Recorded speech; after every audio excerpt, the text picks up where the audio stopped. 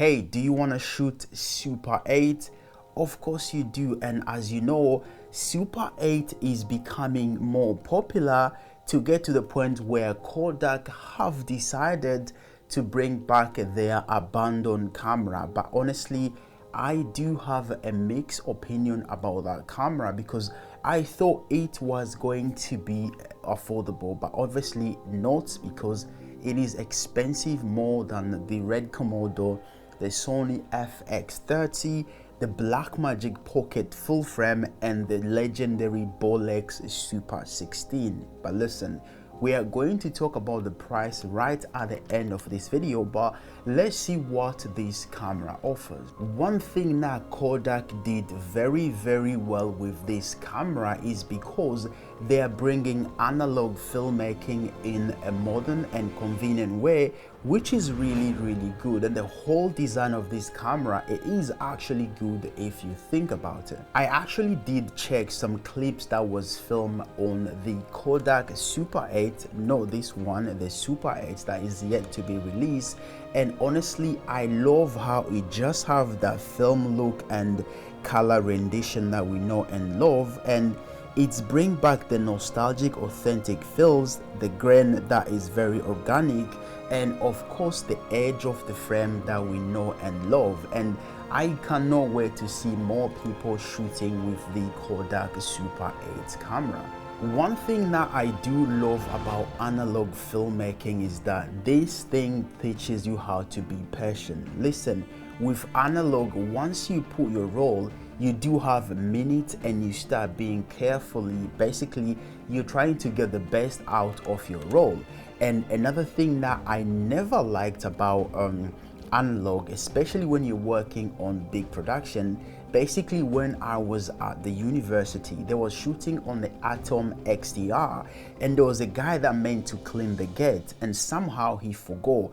And after a few weeks of production, we had a meeting and they were saying basically there was a big hair on the gate and you can see it through the whole scene, and they had to digitally remove it. But obviously, as you can tell, it was a very stressing process for the whole production. And another thing that I actually experienced when I was on that project, somehow they did put the roll of film inside and it got stuck in the mechanical, and you can actually hear the squeaking sound. Everyone was like, okay, stop.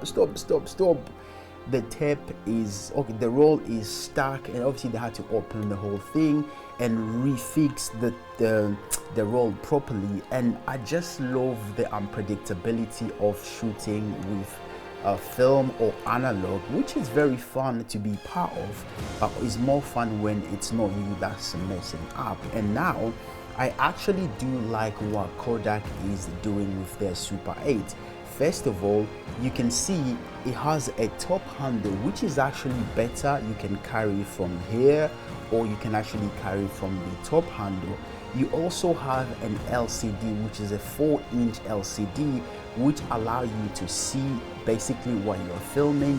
Also allow you to select, let's say you are using a stock which is 200T, you can go there and select that digitally, or basically you can select any film stock of your choice, which is very good. And obviously they have not mentioned much about the LCD itself, but I hope it's a good quality that would allow you to see what you're doing properly.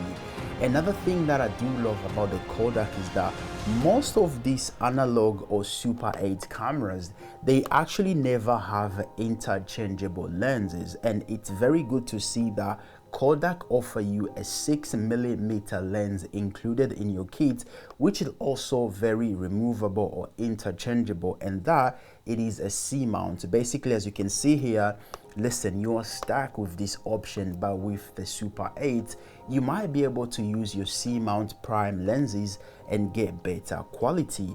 Another thing that I did like about their Super 8 as opposed to the OG that we know and love is that you can now record sound, which is very good.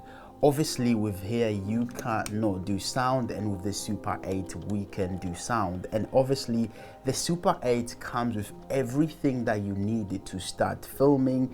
including a roll of film all packed together in a nice pelican case, which is very, very amazing. But like I've mentioned, the price of that thing is actually quite high. And one thing that I need to say is that this camera were not a pro camera. This was consumer cameras, and now them bringing back the Kodak Super 8, I'm actually struggling to see who they are targeting, because that camera is actually quite expensive, and I've mentioned is expensive more than the Red Komodo, more than the Lumix S5 IIX, more than the Sony FX3, more than the Blackmagic 6K full frame, which is a bit confusing but also very exciting, because I know some people will still buy that camera, and I can imagine this will be for like production cameras that want to shoot a Super 8 on the budget. And obviously for me,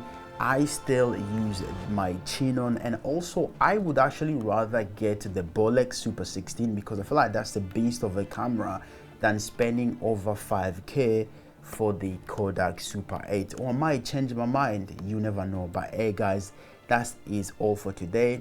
If you're new here, my name is Kash, and on this channel we talk about filmmaking and basically anything that improve your visual storytelling. And if that's something that you're into, make sure you like this video and turn on your notification bell icon so you don't miss when I post a video like this. Stay tuned.